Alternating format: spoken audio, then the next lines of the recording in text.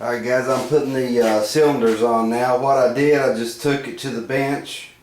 I tapped it through until you could, till the wrist pin would pass through it. Just lifted the rod, pushed the wrist pin in, and I'm using these Teflon buttons instead of the snap rings on this. This, by the way, is high temp Permatex. That's what the red goo is. And you can just put those buttons in there. They just slide right in, and you push your cylinder back. I have to give this one just a little tap.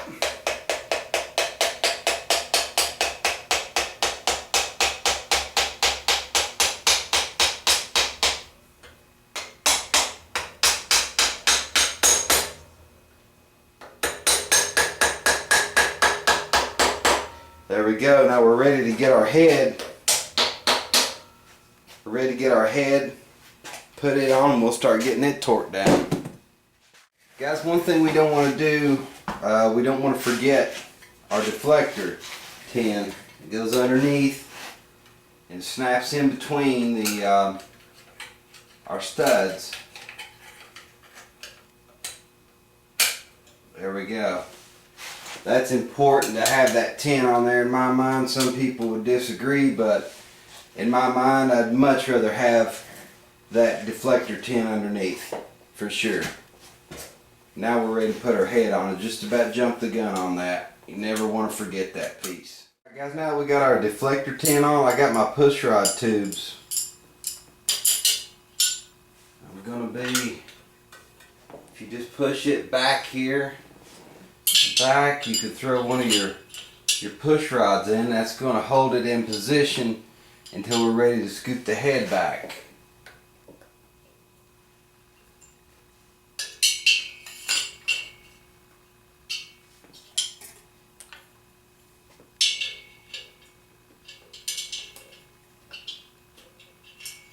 That way they don't fall down on you.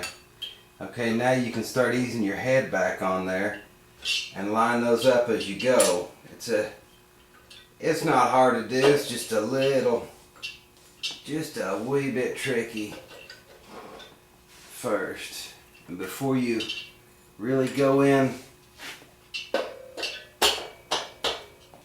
hard with it or torque anything, just give it just a little twist. On these guys, you can't really see it, but well, let me just grab another push rod tube for you so I can show you something.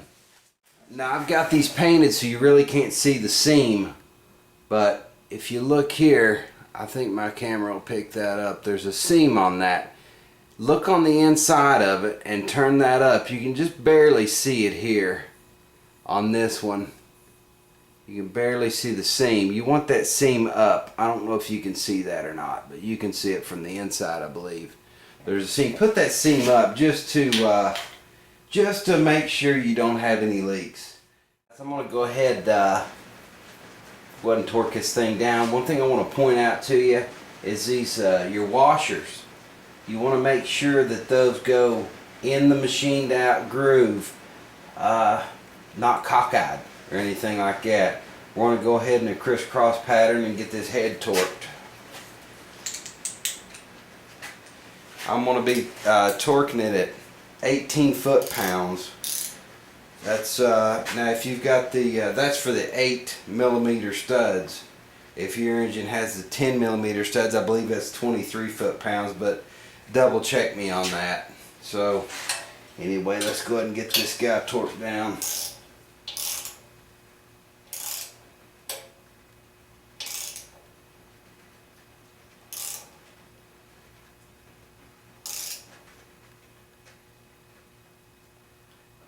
I'm just going to go slow with it at first.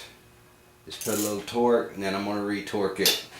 I don't have this set like at 9 pounds or anything.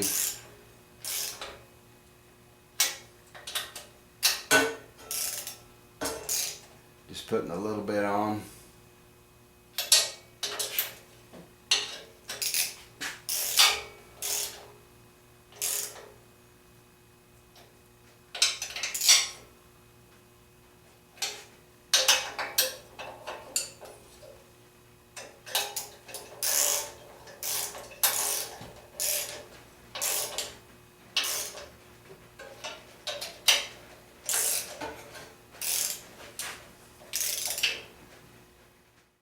Alright guys, I'm going to go over the final torque on these. Forgot to roll the camera, I need to double check these anyway.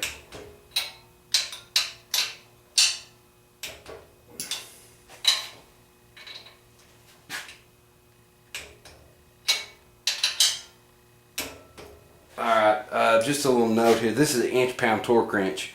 My big torque wrench, half-inch drive torque wrench, only goes to a minimum of 20 pounds. This is an inch-pound, so the way you do that is if you need 18 foot-pounds, multiply it times 12, that's 216 inch-pounds. That's what I'm doing here. Just in case you don't have a half-inch drive torque wrench, it'll go below 20.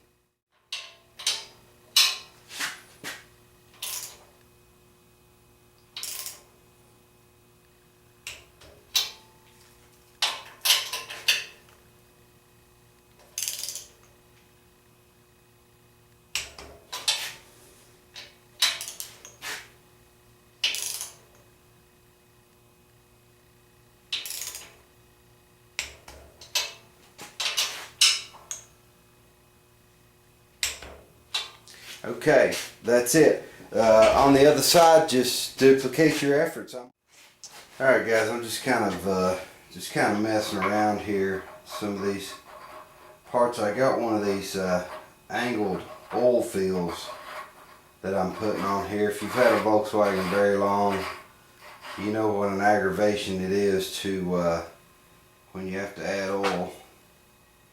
And they've got this thing, it's pretty set up, pretty neat the way it's set up. You got the cork seal in here, and they leave your old vent here. I gotta get some Teflon tape and put that in. Especially with a new 1915, any high compression motor, you need to vent this thing really well.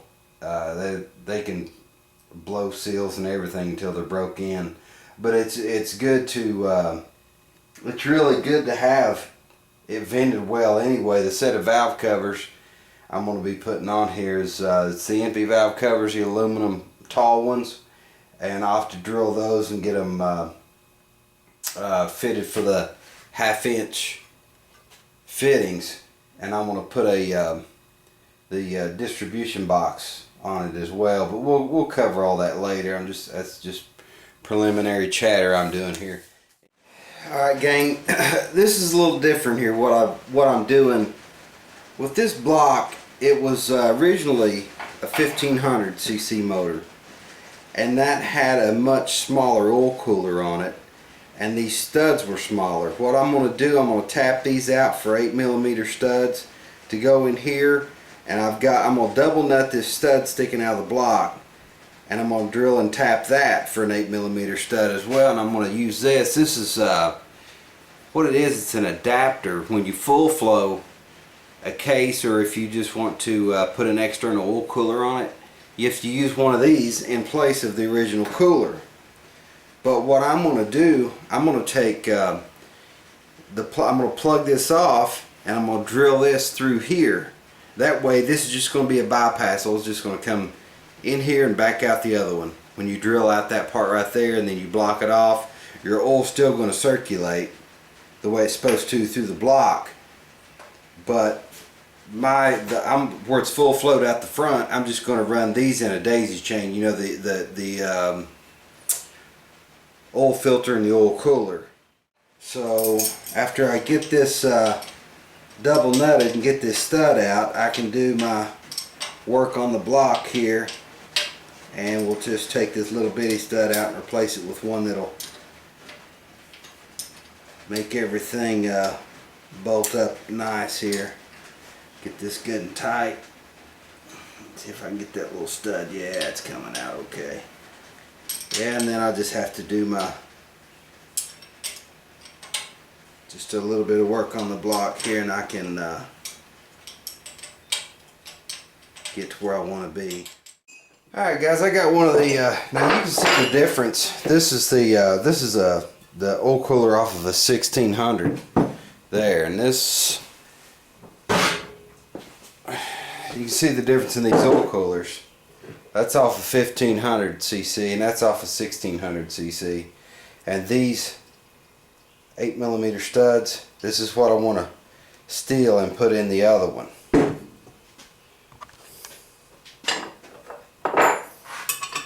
Just going to double nut this just like I did in the block there.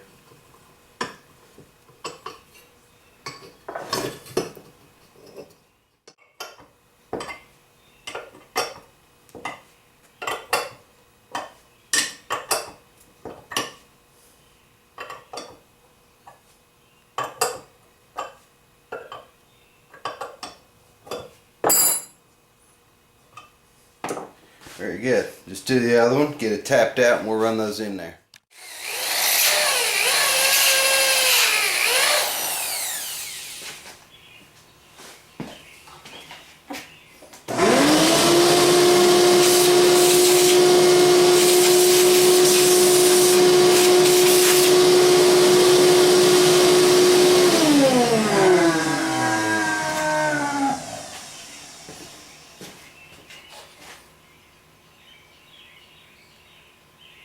Just a wee bit more.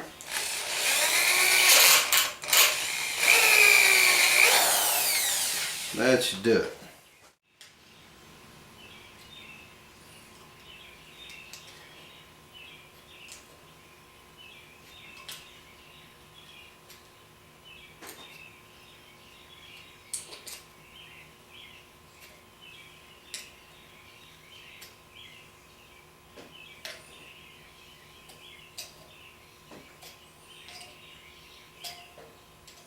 Yeah, I think I've got it started pretty good now. That's really the hardest part about the whole process.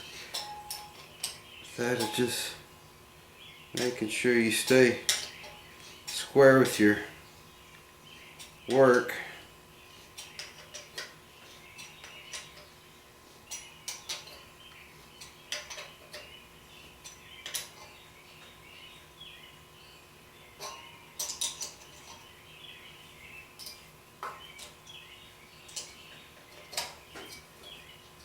I need to go get me another another tap handle.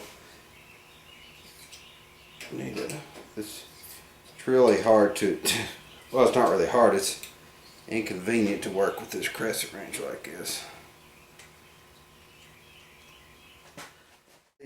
I got my studs and I cleaned them off real good with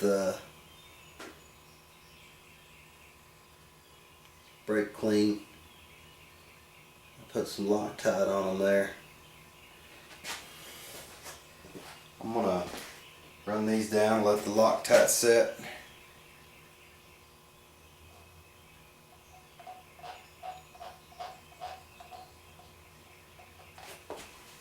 By the time I get all the work done on the actual adapter itself, this Loctite will be set and